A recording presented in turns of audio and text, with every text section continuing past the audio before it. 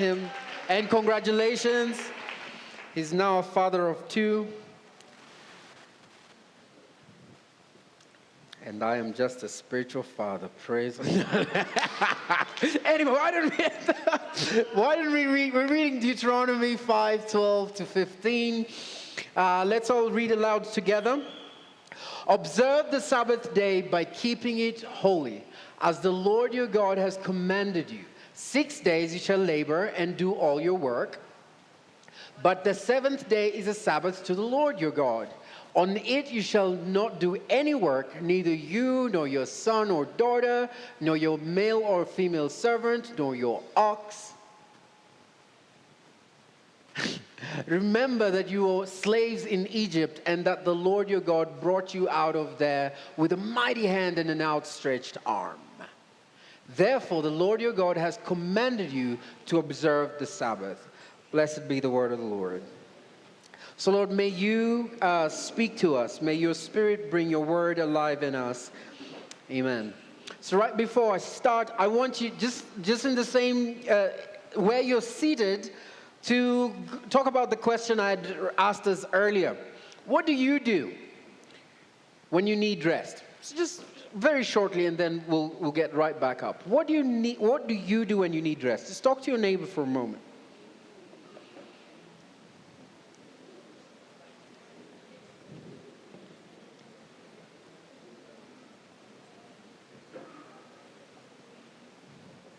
Yeah.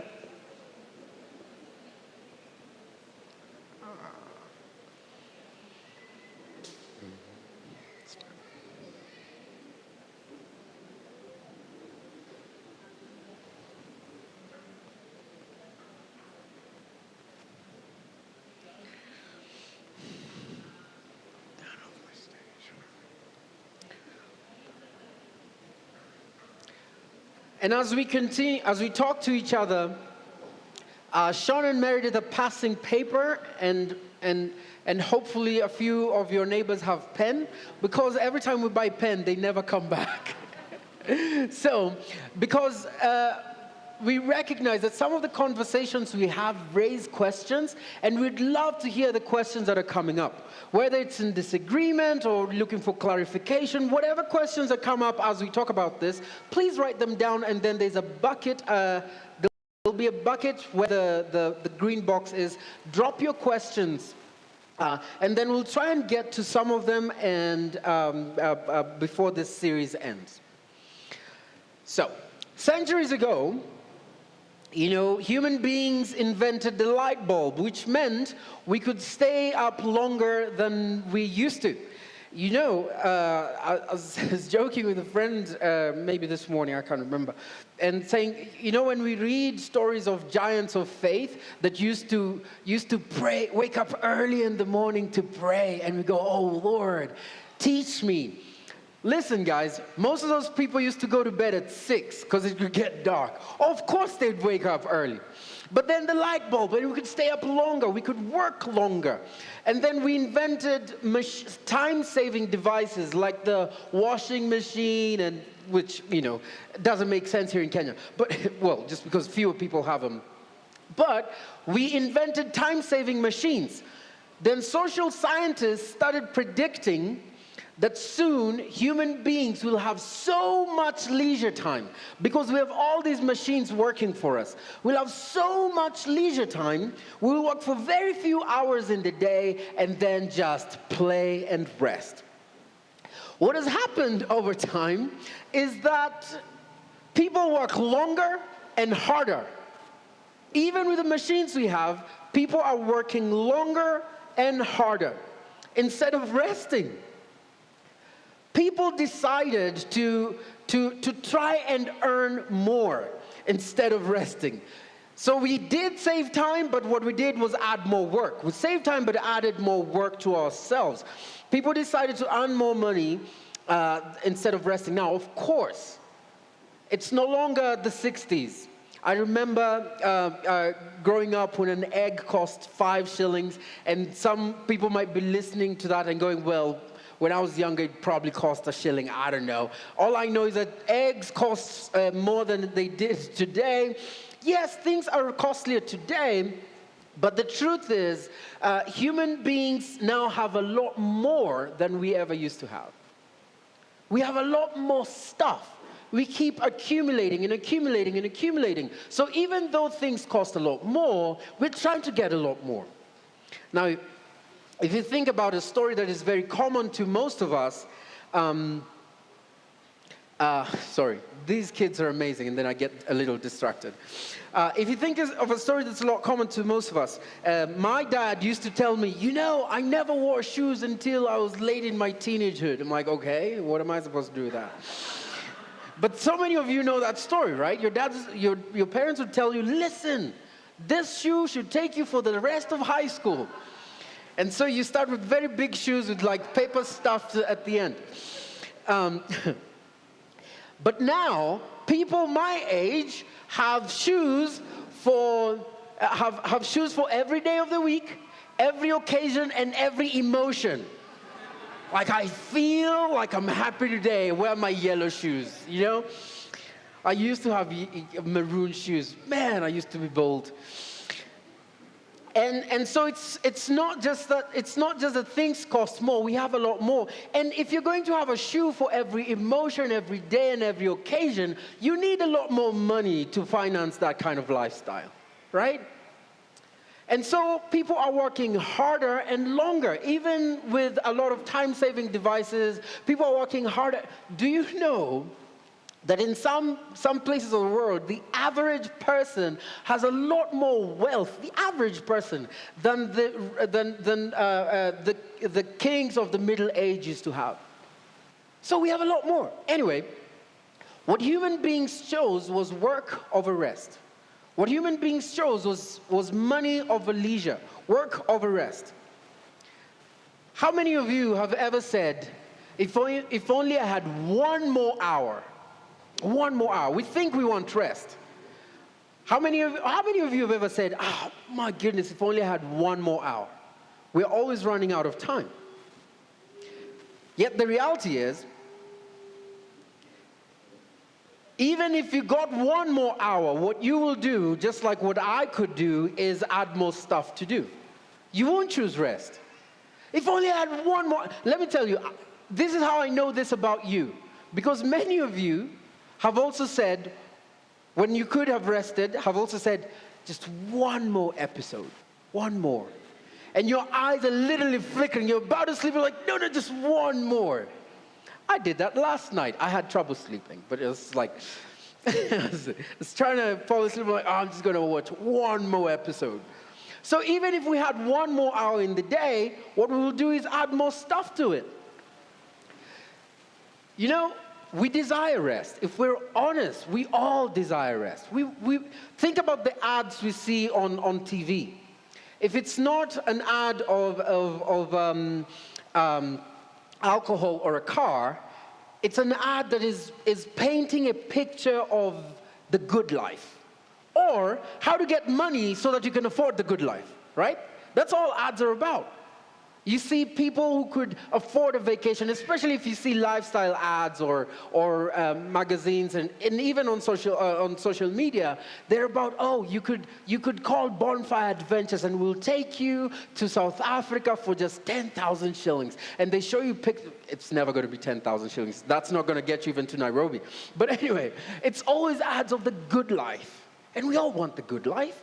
We want time to rest with our loved ones. And to throw a ball so the dog runs for it and come back with it. Kenyans rarely dream of that, but just imagine that, you know. Maybe it's just me. I am still not a dog person. I do have dogs, but you know. We dream of the good life. We imagine what it would be like to put our feet up, to have good food, and to not wake up early the next morning to go to work. How many people just hate Mondays? Like, you gotta wake up and go to work. And so there's something called the Sunday blues, because human beings start anticipating Monday morning.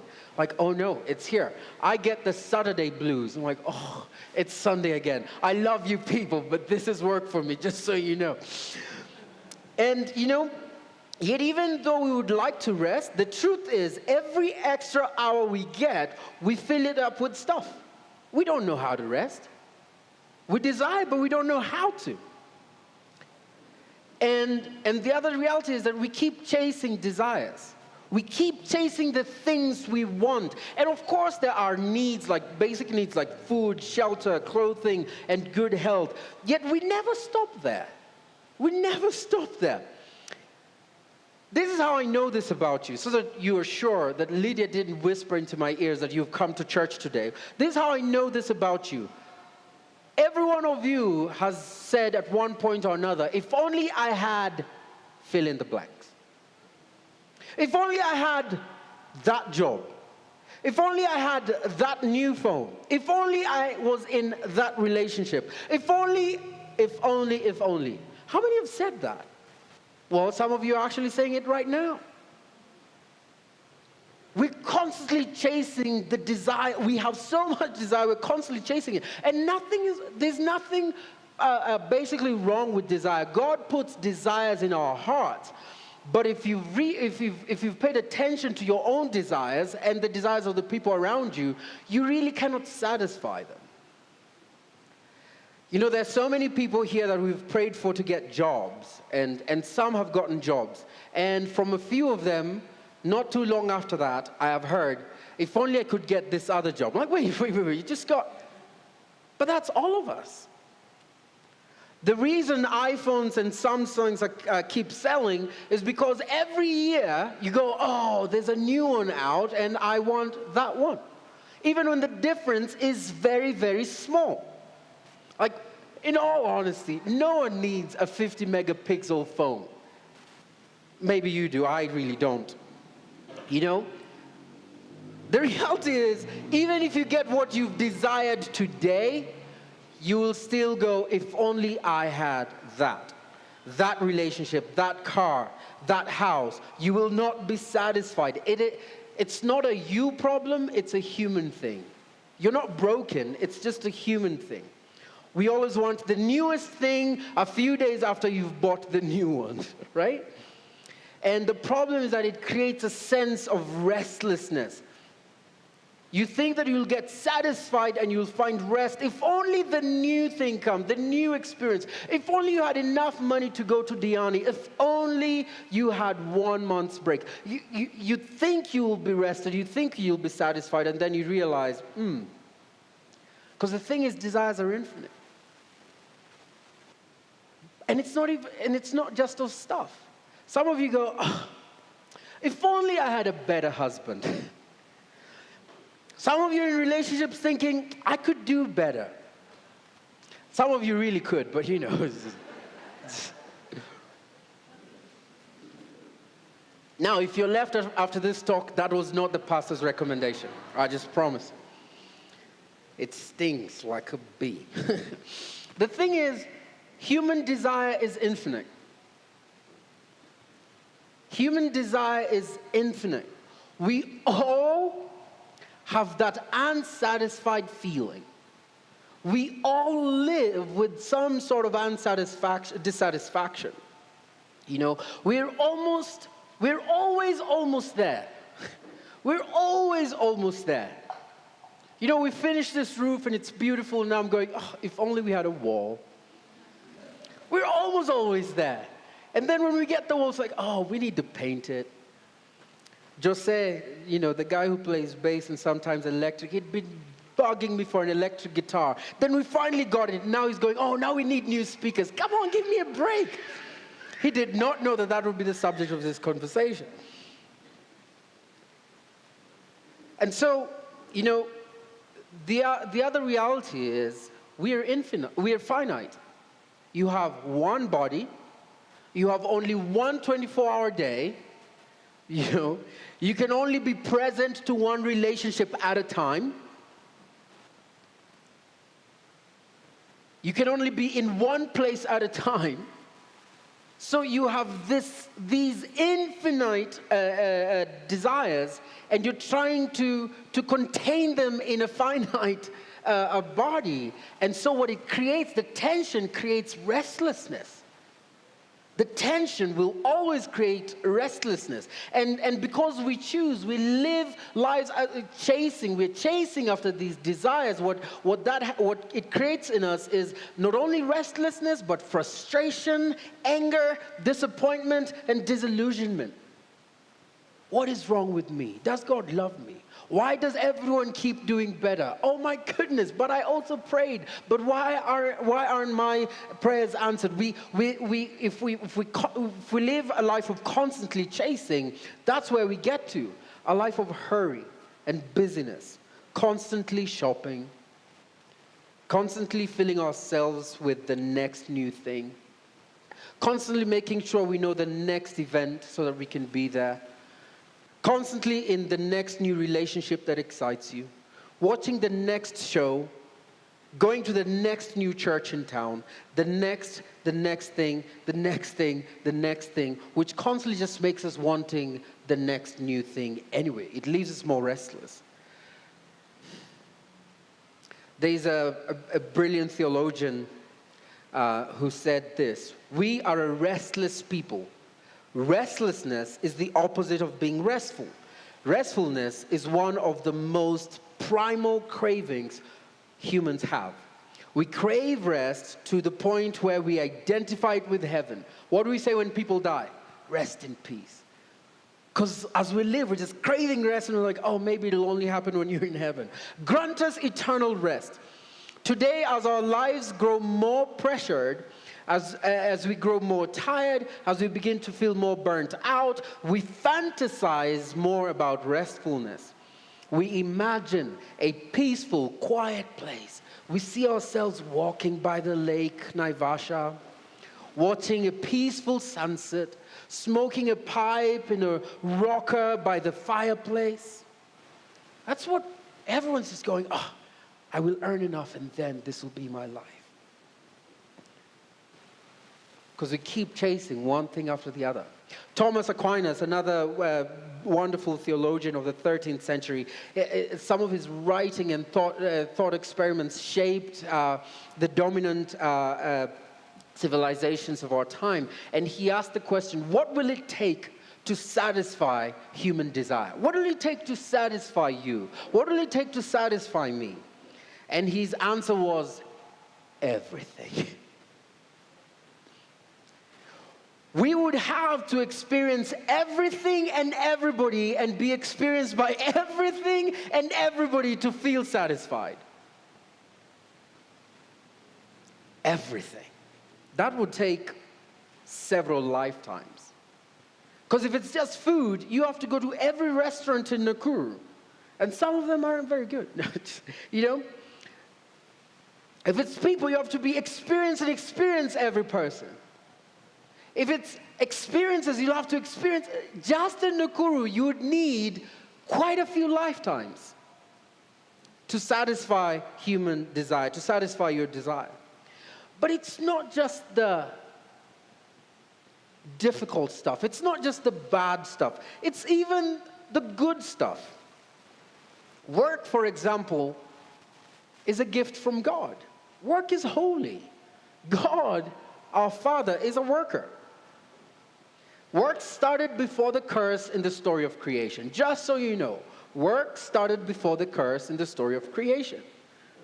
But whether it's reading or walking, the work you have to put in a relationship that is actually life-giving, even those things are exhausting, if we're honest. Even good things are exhausting.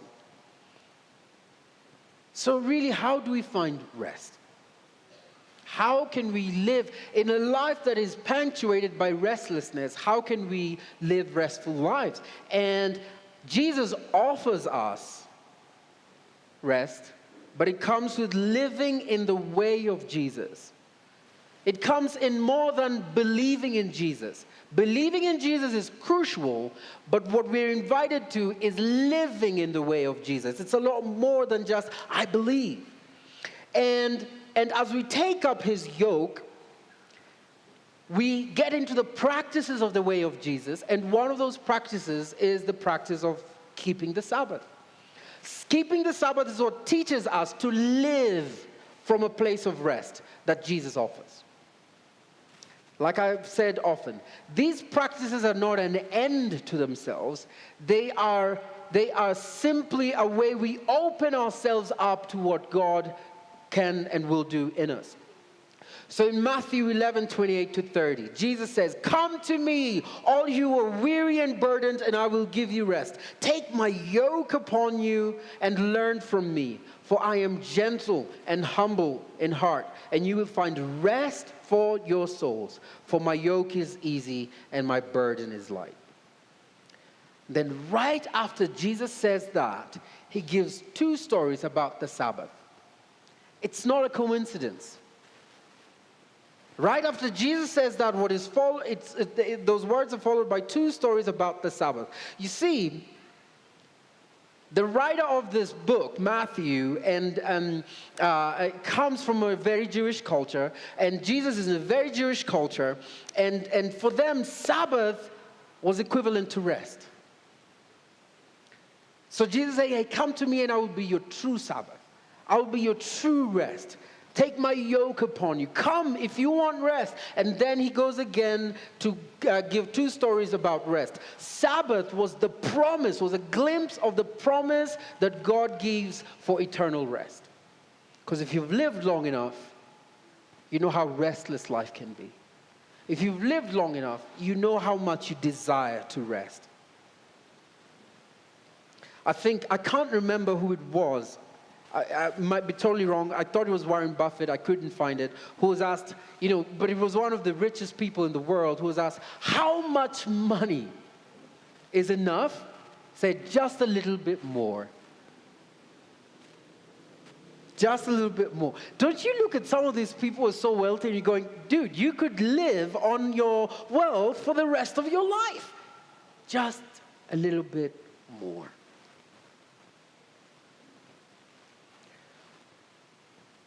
So we've been talking about the practice of the Sabbath, and last week I just invited us to realize that it is a rhythm. That's how far I wanted us to come last Sunday. That God baked into the rhythm of creation. God baked into creation a rhythm of work and rest. 6 on, 1 off. 6 on, 1 off. And you can see that in evidence in civilizations and in research after research about the productivity of human beings. And you can even feel it in your bones. Quite frankly, you can see it in your own experience, because when you're not rested, you get grumpy, you get less loving, you get irritable. And you can tell, I'm created for rest. God baked it into the rhythm of creation that it is important for your own emotional, mental, physical, and spiritual health. You cannot be healthy without rest. And guess what? God did it. God did it. You might be too busy, you might be too important, you might be too extroverted, you might be too introverted, you might be in whatever season of life, but God did it. Who are we to go, well, maybe I'm made of other stuff. So, and this was important for us to know before we even find out, because last weekend I also invited us to realize that it is commanded. 35% of the conversations around the commandments is on the Sabbath. It is a commandment. And we brag about not keeping the Sabbath, but nobody ever goes around, I enjoy a little bit of murder from time to time. That's the one commandment we keep bragging about not keeping. Oh, but God freed us. Well, okay, why don't you make the same argument for the others, But before it was a commandment, it was God's gift, it was a rhythm. It is a gift to you because you need rest. And so I said that the word Sabbath primarily means just to stop, to cease in order to rest. Stop all the work, just rest. It is a day when all work stops of production to simply rest. And I lost my train of thought. my thoughts just stopped. But anyway, the first time we encountered this commandment from what we read last week was that God told them, keep the Sabbath. Why? Because the Lord your God kept it. He said, keep the Sabbath because the Lord your God stopped on the seventh day. Now today what we've read comes 40 years later, 40 years after that one. And I want us to realize that everything is the same except for the reason to keep the Sabbath. Before they were told, keep the Sabbath because God did it. Just like we said last weekend, keep the Sabbath because God did it. This time, everything remains the same, but the reason is very different. God had delivered a people from slavery. And now he's telling them, keep the Sabbath because you are free people. Praise the Lord. Keep the Sabbath because you are free people. You're not slaves anymore. At this point, they have a story with God. At this point, they've been walking with God. They've seen his provision. They've seen his victory. They've seen his protection. They know that they're no longer slaves. And God tells them, keep the Sabbath because you are free people. They once were slaves. Slavery exists to this day. And whether we're talking about modern slavery, the transatlantic slavery, the Arab slavery that happened, a lot of it, the way it impacted Africa was on the coast of east coast of East Africa. Whether we're talking about the slavery that existed on every continent, because human beings have been enslaving each other for generations. Even in Midland Africa, that used to happen. Whatever sort of slavery, it is completely, it's demonic and it's anti-God's heart. And the reality is, slaves were treated and are treated as subhuman. That the only value they have is what they bring to the master. The only value they have is what they produce. The only value they have is their work. So God is looking at his people and saying, you're not slaves anymore. Your value is because I am your God and you're my people. Stop living like slaves. You're not slaves anymore. Your value isn't tied to your work. Your value is tied to who your God is. Stop living like slaves. You are free people. You can afford to take a day off. Now, just before I go on with the Sabbath, talking about the Sabbath, I just want to say that some of you in here have been freed from certain patterns that you've had in your life. You've been freed from certain chains, whether they were generational or stuff you put on yourselves, whether it was brokenness that has been there. And sadly, you keep living as if you were slaves. You don't need prayer. You need to wake up. Some of us know that they received freedom, and we're still living as if we're slaves. Whatever chains they were, whether they were just bad habits or addictions, and God freed you, and you know you got freed. Stop living as if you're slaves. Stop going to the same place. Don't awaken. Don't put on yourselves chains that God took off of you. Anyway, so let's get back to the story. These people only knew how to live like slaves. That's what had happened for 400 years. Their only value was in what they produced. And which meant that if they got to a place where they couldn't produce, because they were sick or old or whatever, then they were of no value to the masters. That is all they knew. And here God is telling them, okay, things have changed. Your value is not tied to your production. Your value is not tied to your productivity. Your value is tied to me. So don't live like slaves. And therefore, take a day off. Take a day off. Take a day off.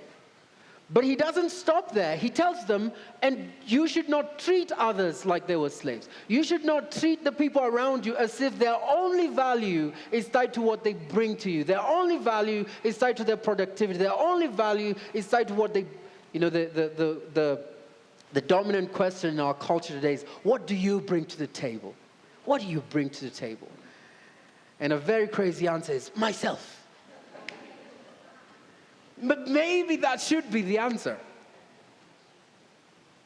So Sabbath is about practicing that truth, that we are more than what we produce. Sabbath is about living in that promise that God has made, that our value is detached from our production. Sabbath is also about warfare. Remember, Pharaoh had a system, and his system said, you're only as good as what you make. And Pharaoh's system is alive and well today. The first question we ask people when we meet them, what do you do? Right? Baked into the system of our world is your value is only tied to your productivity. And so, the Sabbath was not only saying, hey, you're different people, the Sabbath was also a contrast to Pharaoh's system. The Sabbath was creating a community for whom their value was in who they belong to, who they're loved by, not what they do. And Pharaoh's system is alive and well today. Pharaoh's system is still enslaving people to their work and their desires. And I know we can feel it. It's the air we breathe in. And sometimes it's like, the reason we don't realize it sometimes is because you can't ask fish, how's the water today? It's like, wait, what's water? Right? We live in it. Hey, nice to meet you. What do you do? What are we trying to find out? How much respect should I give you? I went to a meeting a couple months ago. Wonderful meeting, very, very wonderful people. And, I had jeans on, whatever. And then they found out what I do in the vineyard. Like, what? Bishop, you should have told us. It's like, because what I do would have made them treat me differently. And then they addressed a letter to me the other day. It's like, it was wonderful. For a moment, I felt, oh my gosh. And then I have to keep remembering. I still have stuff Jesus is dealing with, okay? It's a contrast between Pharaoh's system and God's system. And Pharaoh's system is alive and well. So hear Jesus' voice today. You have been set free. Don't live like a slave. What Jesus is saying to each one of us is, your value is not tied to your productivity. Stop living like it does. What Jesus is saying to each one of us today is, you are way more beloved than your production. You're not slaves, you're the beloved. But because of that contrast, I want us to realize that Sabbath is warfare. Sabbath is warfare. Pharaoh's system is alive and well. We will go up against Pharaoh and his system. Do you know what happened when the nation of Israel tried to get away from Pharaoh? Oh, they didn't just try, they did get away. But you know what happened? He followed them. He came after them. Guess what? If you try to keep Sabbath, Pharaoh is coming after you. Pharaoh and his system are coming up. If you try and rest, Pharaoh and his system are coming after you. If you try and say no to desires that are trying to rule you, Pharaoh and his system are coming after you. But God brought victory. All he told them, all they needed to do was stand still and see the deliverance of the Lord. Stand still. It seems that a huge part of following Jesus and receiving his gifts is learning to stand still. And say, okay, God, you do what only you can do. But remember, he doesn't just tell them to keep the Sabbath. He tells them to provide the Sabbath to others. Give freedom to others. Do you catch my drift? Sabbath is about freedom.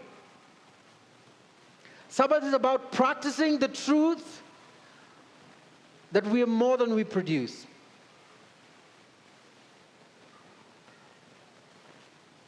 Sabbath is about practicing the truth that we already know, that you're more than what you have.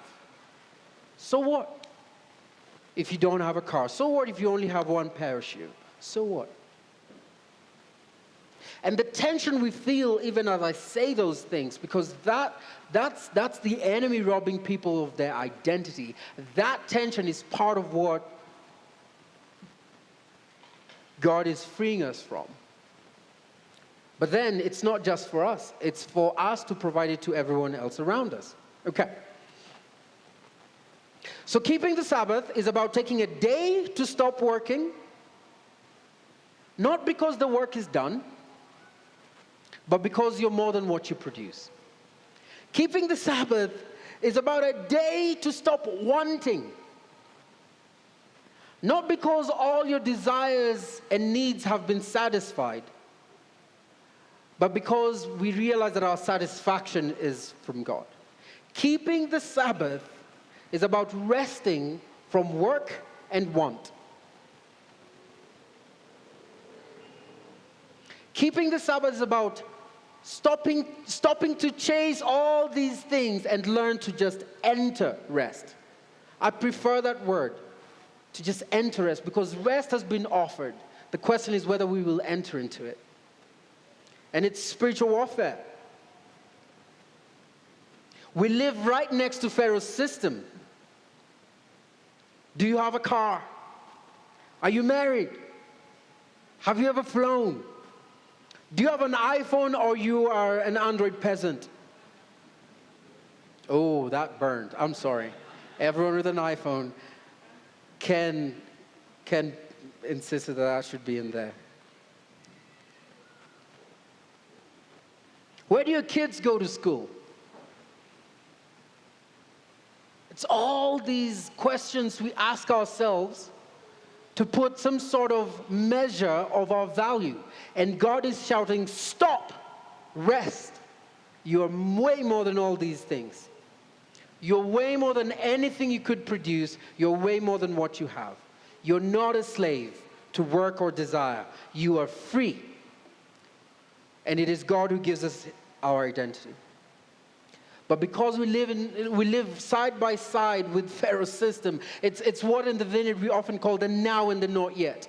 We are free, and then right next door to us is the slavery of Pharaoh's system. We will encounter resistance. Now, even as you push in resistance to the system, it will push back. So for you to keep Sabbath, it will be resistance. Sabbath is warfare. Sabbath is resistance. And I promise you, the enemy will push back. And I've often talked about the enemy, our enemy, in three ways: the devil, the world, and the self. And, let's just talk about each of them. The devil, for example, regardless of any economic model, like the world is so torn about these conversations about what the right economic model is. Is it socialism, Marxism, or capitalism? We've had people leave this church because they couldn't tell, are we socialist or capitalism? I'm like, wait, that is not even a conversation. But whatever economic model human beings choose, it still has a way of producing so much inequality and oppression. Because there's a demonic element to it. There's a demonic element to it. People are still looking for work and fighting hard for survival. For survival. Even here, even in this church, there are people fighting so hard for survival. And that's just simply demonic. The other tool the enemy uses, which is a primary tool of his, is lies. This is the most prolific tool of the enemy. One of them is, you don't have to keep the Sabbath, you're free. Which sounds like something he said before. You're like God, you don't have to obey him. You're free, you don't have to keep the Sabbath. You don't have to do anything about it. You just rest in Jesus. Now keep working. Like, you just rest in Jesus, now keep working. What an oxymoron. Or, A lie that some of you might have heard when you tried to rest is, you're very lazy. You're taking a whole day off? Men and women like you're building this nation. And some other people are eating this nation. But men and women like you're building this nation. How lazy are you? Another lie some of you will hear is, if you dare rest, everything will collapse. Your business will fall. Things will not go right. Your workers will do the wrong thing. You'll miss an opportunity. And so we go, oh, maybe I can't.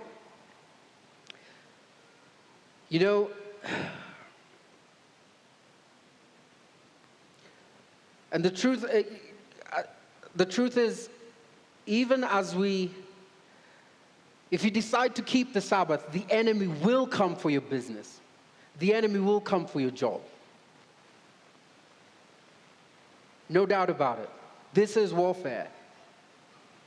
One of the lies I've been hearing, just because I announced to us that I'll be going on sabbatical, and immediately we were hit with bills as a church community. I'm like, what?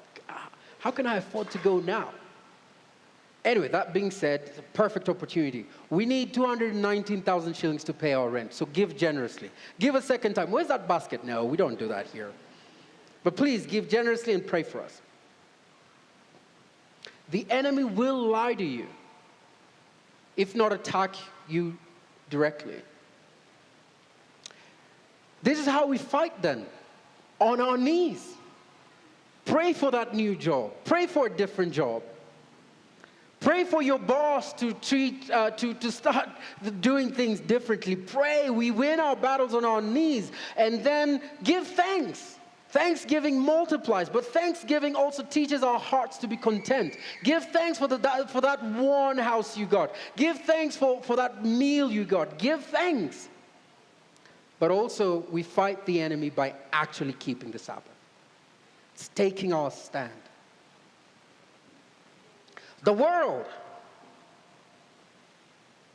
will constantly bait you to restlessness, to work more, so that you can earn more at any cost.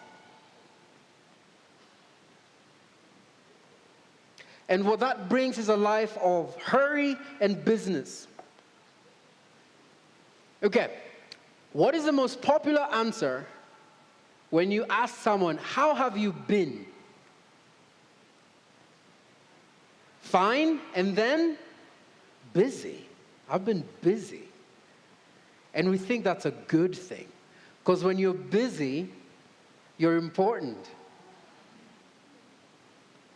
One line I hate is when people tell me, Edgar, I know you're busy. No, I'm at home.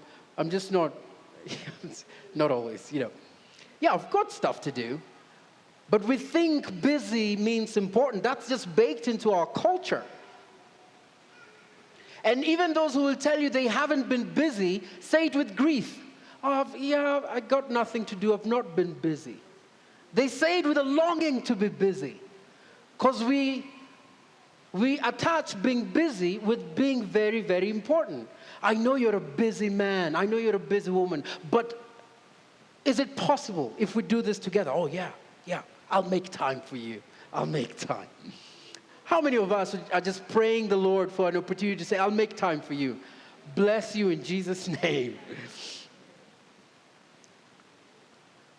Built into the system of the world is us being an achievement society. Some of you growing up used to be called high achievers.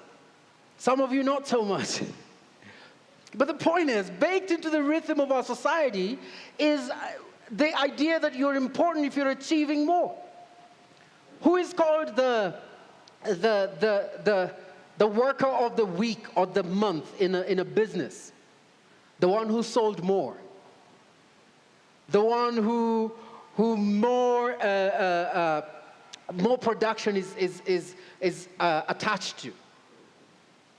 There's one restaurant, one cafe now in I think it's all over Kenya now. If I say that, some people know which one. They started doing these screens and they would say worker of the month. And it's always about production. And so all of a sudden there was a change in their service. They would come to you after they survey and go, hey, would you please fill this survey and remember to say, it's me. That's the world we live in. Look at the people we call successful. They have a lot of money, houses from London to Nairobi. Oh my gosh, that's a successful man. Think about how people revere Jeff Bezos and Elon Musk and all those wealthy guys, even when their lives are a mess. You know, someone like Steve Jobs, to this day, is considered one of the most successful people the world has seen in a long time. And guess what? His life was a mess.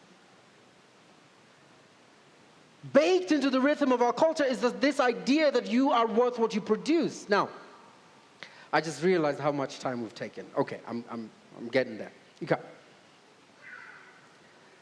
So we strictly measure value by what we produce. And we feel it, right? Sabbath is about resting from that push inside us that lies to us that your value is baked in what you produce and what you have. Sabbath is about saying, no, my value is in God. There's a joke that goes around Kenya now. It's like, because we know how many people grabbed land during the Kenyatta 1 era, and really all through.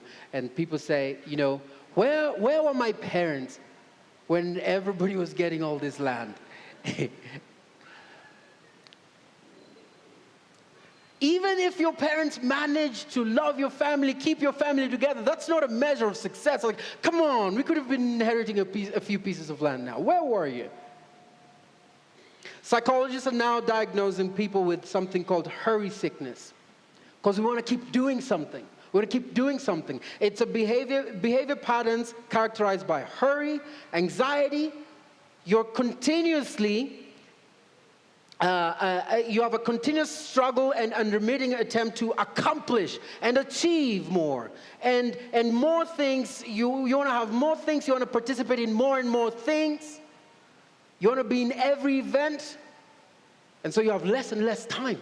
I don't have time. Oh my gosh, if only I had 1 more hour. This event is happening today. I wish they split it so I could go to it the next day. But keeping the Sabbath is stopping to rest from work and wanting. It's going up against the system of the world that says, oh no, you don't have enough. Oh no, you don't do enough. Keeping the Sabbath is resistance. And I promise you, the world will push against you. Someone will come up to you and say, I don't think you like us anymore because you don't pick our phones. Someone will come up to you and say, you're not cool anymore because you don't see you at our events. The world will push up against you. The self. I think the biggest resistance, one of the biggest resistance you will get is from within you. To stop and rest from work and wanting is not easy. You see, all the Israelites knew was how to be slaves. If you've known something for a long time, habits die hard. All they knew was to wake up every morning and work and work and work and work. And here God is saying, remember. That's why God is telling them, remember. Because it's so easy to just fall back to what they knew best. If you're honest with yourself, we all have a level of addiction to feeling needed, to being busy, and to production. We all have an addiction to feeling busy, to feeling important. If you're honest with yourself, your constant struggle is all the desire you have. If only you get this one more job, you could actually afford that PS5.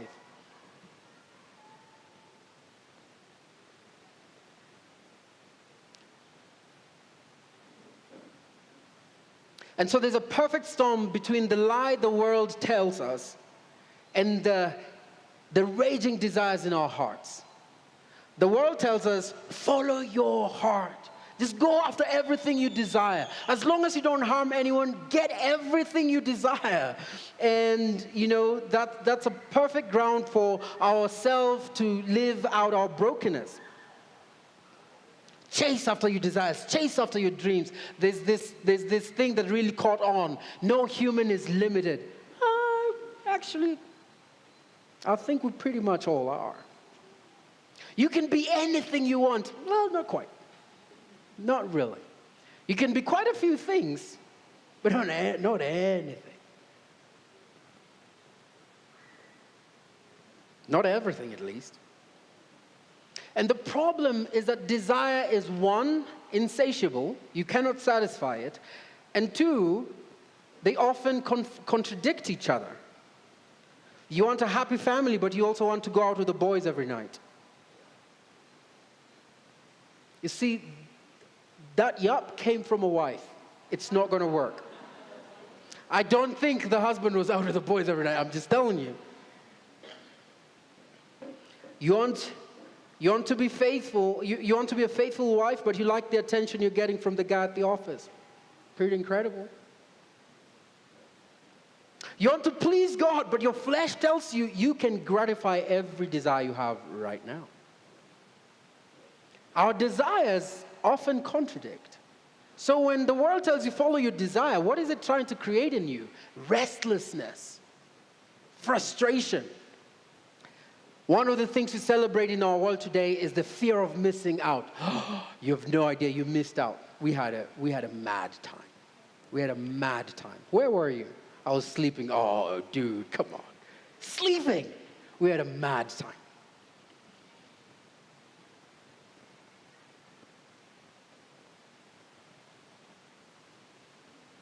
To keep the Sabbath is to go against the enemy. It's spiritual warfare.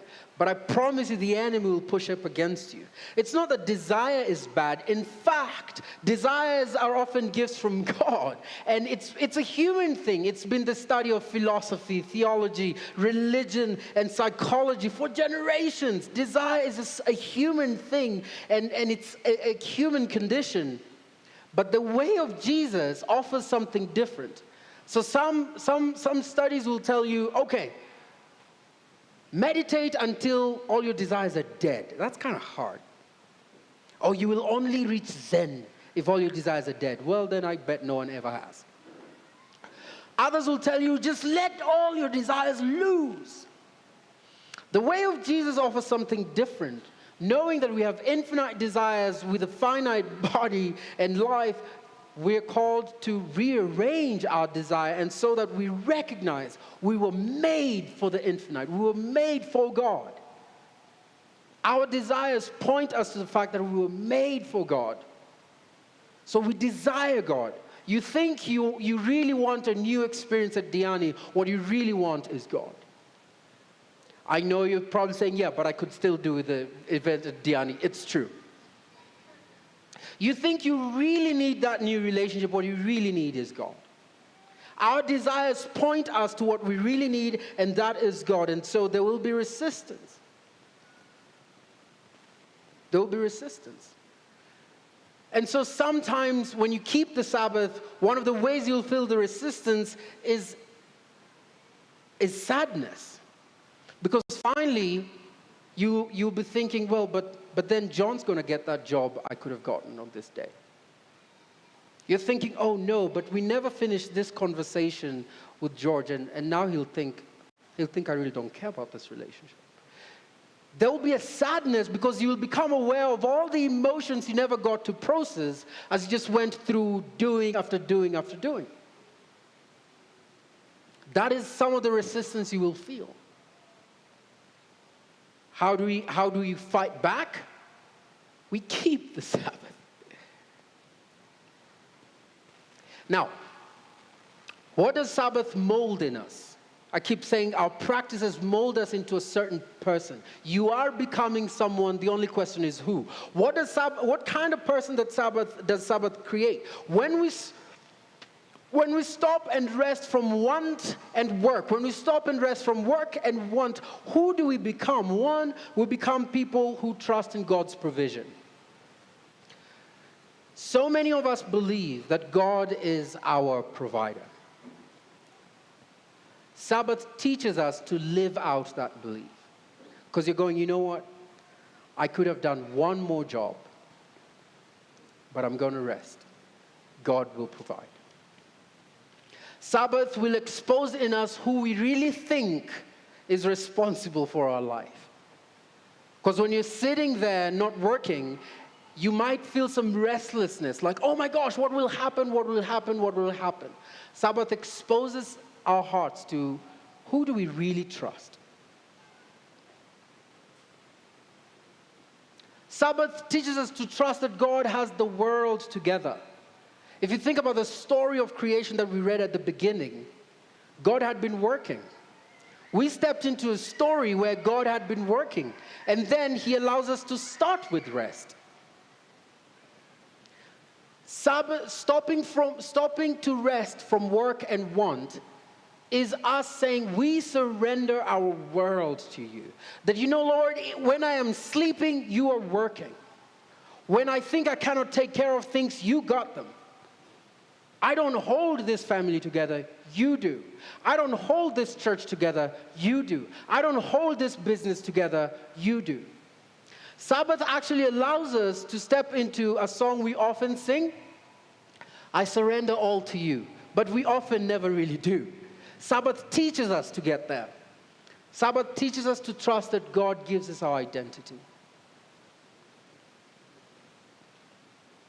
Because who are you when the kids leave the house? If all your work has been raising these kids, now, of course, you really cannot stop raising your kids on the Sabbath. Like, oh, you guys are on your own. We've got to bake into the Sabbath such things of life. But who are you when the kids leave? Who are you when you get fired? Who are you when the economy collapses? Who are you when your visa expires? Who are you? Is your work your source of identity? Or is God your source of identity? Sabbath teaches us the truth we already know. The truth so many of us will need at several points in our lives. That God, not our work, is our source of identity. To stop and rest from work and want teaches our hearts contentment. Because we don't rest because we've finished the work. Work is never done. You hand in one report, you need to hand in another one next week. I meet people who go, oh my gosh, I handed in my report. Oh yeah, that was Jambi the other day. No, it wasn't Jambi, it was someone else. Anyway, I handed in my report early enough. And then the week starts again and you have a new report. Work will never end. We don't stop and rest from want and work because we have everything we need. Because the moment you bought X, you needed Y. That's why in mathematics, nobody's ever found X or Y. That was a good one. It was lame. It was more like a dad joke, but it worked. I like that one. I'm going to keep it. Stopping, Sabbath rest, resting from want and work, teaches us the truth that we often sing about, the truth that we know. You are enough. We often remind ourselves that we're enough. How do we learn to live like enough? Sabbath teaches us that who you are today, not tomorrow. You desire good things even. You want to be a prayerful person. You want to be more generous. You desire marriage and a good life. You desire to provide better for your family. You are enough today, not tomorrow. And when we step into the Sabbath, we live in that truth until it becomes true in our bones. Ronald Rolheiser said, true restfulness, though, is a form of awareness, a way of being in life. It is living ordinary life with a sense of ease. Ordinary life is enough. The world keeps pushing you to extraordinary. And Sabbath is about, no, ordinary life is enough. Peace and prayer. We are restful when ordinary life is enough. We are restful when ordinary life is enough. You're not a slave. And it's not just about paid work. This is why I differentiated the Sabbath from an off day. When we're off, what do? We go to the bank, we go shopping, we go to the shamba, It's not just about paid work. It's about resting from all work to trust that we're enough. So stop living like slaves, because you're not. In fact, there's rabbinic traditions that even tell people to not do intercessory prayer on the Sabbath. Like, well, because that's work. When I'm busy praying for this church, that's work. On the Sabbath, we just give thanks and we bless. We bless each other and we bless God.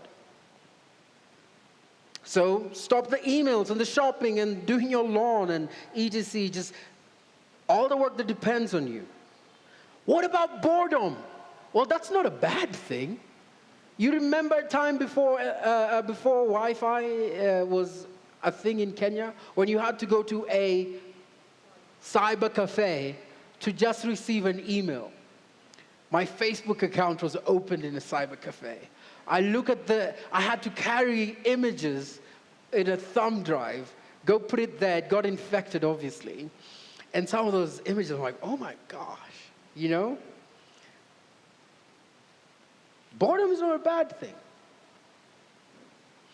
Sabbath is about creating margin. And we will, because sometimes when we're bored, we realize what's between us and God. Sometimes when we're bored, all those difficult emotions that we haven't dealt with come up. Sometimes when we're bored, we realize how good a life we have. That God has been good. That God has provided. That even in difficult seasons, God has been faithful. Keeping Sabbath teaches us to live restfully in a restless culture, because people who keep the Sabbath live every 7 day differently. It's not just about a day. Hebrews 4:1-6. Therefore, since the promise of entering his rest still stands, let us be careful that none of you be found to have fallen short. For we have had the good news proclaimed to us, just as they did, talking about the Israelites. But the message they heard was of no value to them, because they did not share the faith of those who obeyed. Just hearing good news and believing good news is not enough if we will not obey it. Now we believe, as they have believed, that we will enter rest, just as God has said. So I declared in my anger that they shall not enter my rest. And yet, his works have been finished since the creation of the world. For somewhere, so if you don't know scripture enough and you go somewhere in the Bible, even writers of the Bible are like, somewhere, I feel safe. Somewhere he has spoken about the seventh day in these words. On the seventh day, God rested from all his work. And again, in the passage above, he says, they shall never enter my rest. Therefore, since it remains for some of us to enter that rest, and since those who formerly had the good news proclaimed to them did not go in because of their disobedience, God again has set a day, calling it today. This he did when a long time later he spoke through David, as in the passage already quoted. Today, if you hear his voice, do not harden your hearts.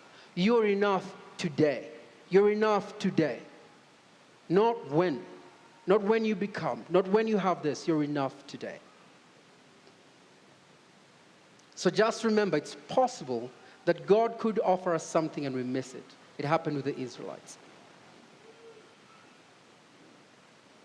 What we need is the faith to obey. Some of us believe in a lot of things, and that's good. I'm inviting you to have faith to obey. If you're struggling with doubt today, for whatever reason, that's good. Struggling with doubt is healthy. I'm inviting you to have faith to obey. I know I've told a story at a time when I had so much doubt. I almost disbelieved everything. All I had was, I just know that Jesus loves me, and this is how I live my life. When several people have come to me and said, hey, I don't believe any of this stuff, I'd go, okay, that's okay. Just make sure you remain in community and just follow Jesus. Just have faith to obey. Sometimes we over-spiritualize scripture that we have nothing to do. We're just like, oh, I believe. We over-spiritualize stuff that we have no place of obedience. Be careful. Be careful when you meet people who literalize the metaphorical and make a metaphor of the literal. They start talking about the talking snake and they go, well, that's weird. There must have been a talking snake.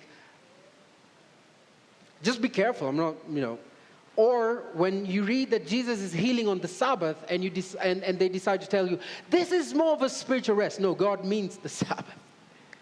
Be careful when you meet people who literalize the metaphorical and make a metaphor of the literal. So this pastor is warning the early church and going, be careful not to miss out on God's rest, because that's a possibility. And then he tells them, do everything you can to enter God's rest. Whoa, I thought Jesus did everything. Yes. Now you do everything you can to enter God's rest. Whoa, I thought it's a dispensation of grace.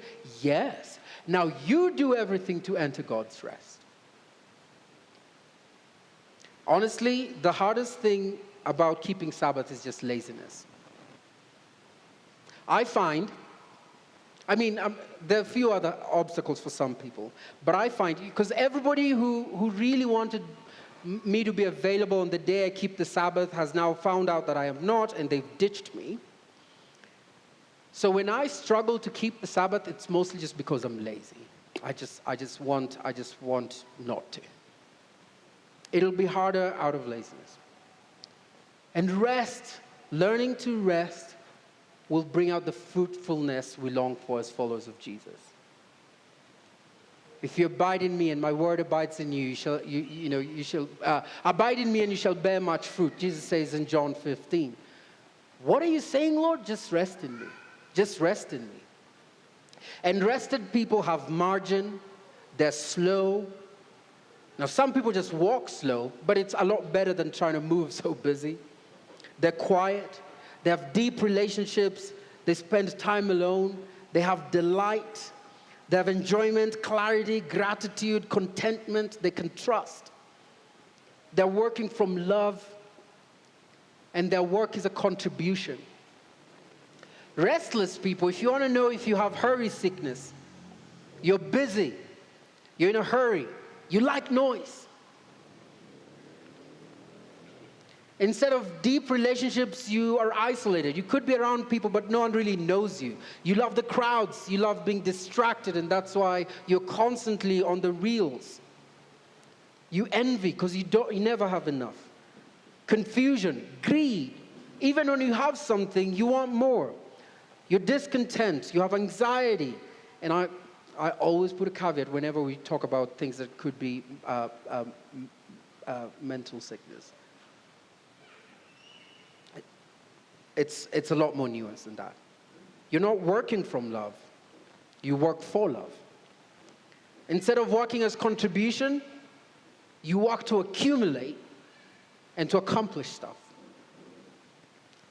Rest is completely vital for your following of Jesus. You've never met someone who is irritable and angry and greedy and said, when I grow up, I want to be like that person.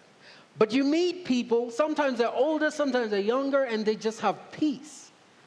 And they're just rested. They think what they have is enough. There's an old lady who used to come to this church. And I remember the first time she came to talk to me, she was very old. I was like, oh Lord, she wants to ask for something. I said, no, she didn't know that. She said, Pastor, I've come to pray for you. And every weekend she managed to come, she prayed for me. She never asked for anything. She was content. And she used to walk from very far. She was content. So it is important that we stop and rest even through the resistance. If anything, we only grow through resistance. So what could it look like? Take a moment each day. So this is what living in the spirit of restfulness is. Take a moment each day. Each day. Just take a moment. And stop working. It could be 15 minutes. It could be an hour. Whatever you can manage. Just learn to stop and rest for a day, at different times of your day. Long enough to breathe. Long enough to say, thank you. I haven't managed to earn everything, but I'm grateful that I have this. Then move on.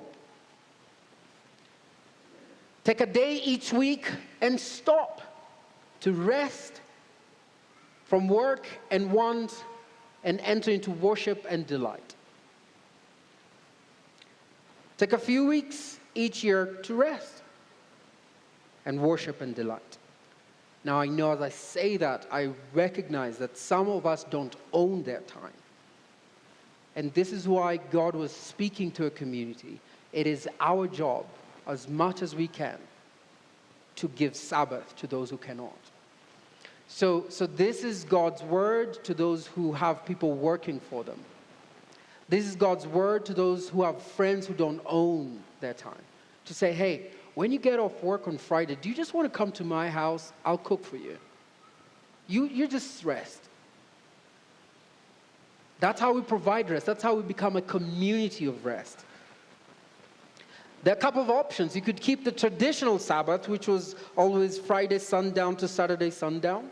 Or you could keep the Lord's Sabbath, which is also called Sunday, which many Christians have practiced for generations. You know, at some point it clearly moved from Saturday. I want us to realize the early church kept the Sabbath in line with the rest of Judaism. And at some point there was a complete shift, but they still kept the Sabbath on the Lord's Day. So it's not about, oh no, we are Sunday people, we don't. No. Take a moment to rest from work and want, even on Sunday. Or a weekday Sabbath, if you have an incredibly crazy schedule. What could you do? What does resting from work look like? Switch off your phone. Start from where you are. Okay, start from where you are. Some of you, the addiction's too hard. You might not do a whole 24 hours. But start from where you are. 12 hours of the day, switch off your phone.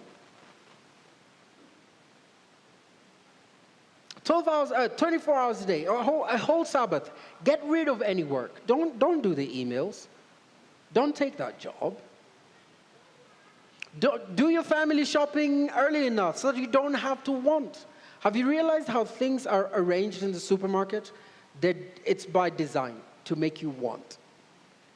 After you do all your shopping, you go, oh, I might need chewing gum. Give a break to the people who work for you. Give a break for friends and family who don't have the opportunity to rest. If Sunday is the only day that can work for you, how could you make Sunday less busy? Because we leave church and then what do? We have an event after an event after an event. And we run here and we run there. No, how could you rest? Okay. So again, I'm just saying this. I am going to be away in, just to be clear, because I've heard it several times that I was not expecting you today. I am still here. You're not getting rid of me that easy. I'm going to be away in a couple of weeks on sabbatical. And this is a great gift, I think. Because it's me saying, Lord, teach me how to relinquish control. And I do keep the Sabbath, but I was surprised just how difficult saying yes to a sabbatical was. I was telling myself, okay, maybe I could do a bit of fundraising. Maybe I could do this meeting. And the Lord said, no, you go rest. So it's me learning how to relinquish control. Me learning how to ask God to reshape my sense of identity. That the health of this church, the health of our movement, are not what define me. So I'm fighting that resistance in me. What if people stop coming? What if we cannot make the bills? What if, what if someone gets unwell? What if? And I'm fighting that resistance saying, Lord, I am enough. But you're in safe hands. This is actually why I'm saying this part. It's not, oh, guys, I'm going. You're in safe hands. So George and Sean are co-leading while I'm away. So please, if you have an angry email, write it to them. I won't see it. George and Sean are co-leading. So if you have questions, requests, just make it to them. They are much nicer people than I am, actually. I'm not even kidding. George and Sean are so gentle. I love them. Anyway, focus. And, and the rest of the team is available for you for any pastoral needs. And even George and Mary Oyogo, who sit somewhere there, whether it's just prayer for your marriage or just stuff you want to talk about, go to them. They're willing to serve and they love this church. Why don't we stand? Derek, if you want to come up.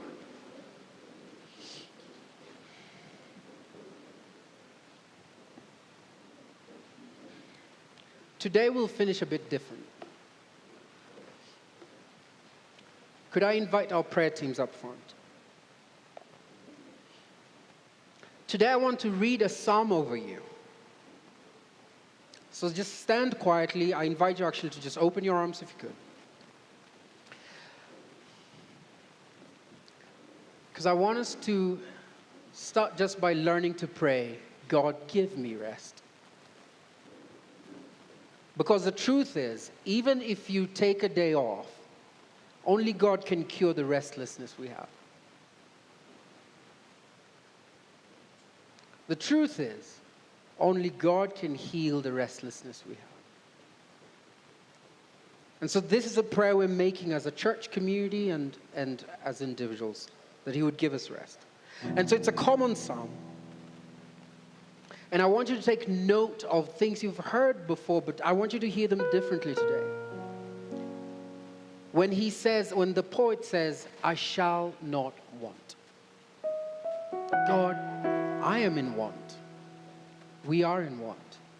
But teach us to not want.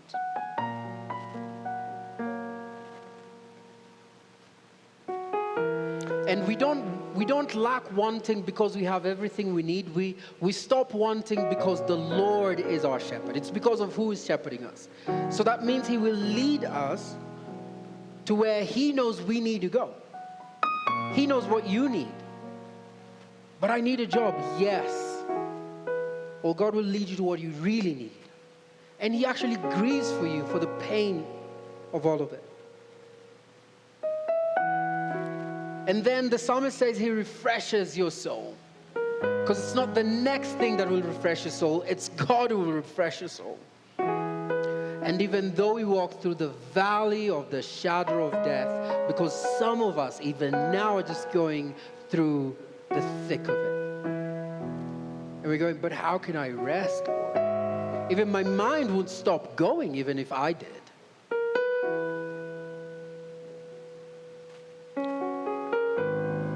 Psalm 23. Yahweh, you are my shepherd. I lack nothing. You make us lie down in green pastures. You lead us beside quiet waters. You refresh our souls. You guide us along the right path for your name's sake. Even though right now we may be walking through the darkest of valleys, we won't fear evil, for you're with us. Your rod and your staff will bring us comfort. And so, Lord, prepare a table before us, because you prepare a table before us in the presence of the world, the devil, and our flesh. You anoint our heads with oil. The beauty that is on us, is in us, is from you. You anoint our head with oil, and our cup overflows. Surely, your goodness and love are chasing after us. Because some of us keep running all the days of our lives. And now we will rest We will dwell in the house of Yahweh forever. May the God of rest give you rest this week. Not just on a single day, but even as you work, that you will work from a place of rest. May the God of rest bring you comfort for where the enemy and the system of the world has pushed you to impossible places. May the God of rest meet your need, both physical, emotional, spiritual, and mental. But now I send you out to this city as men and women who are free to rest. And so go provide rest for someone else.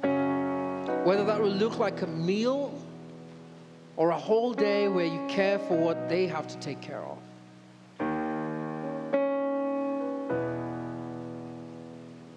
I bless you now in the name of the Father, the Son, and the Holy Spirit. Go be the church. So if you need prayer coming up, our prayer teams are up here. If this is it, thank you so much. Go and rest. If you want to just stay behind as Derek plays over us, keep doing so. See you again next weekend.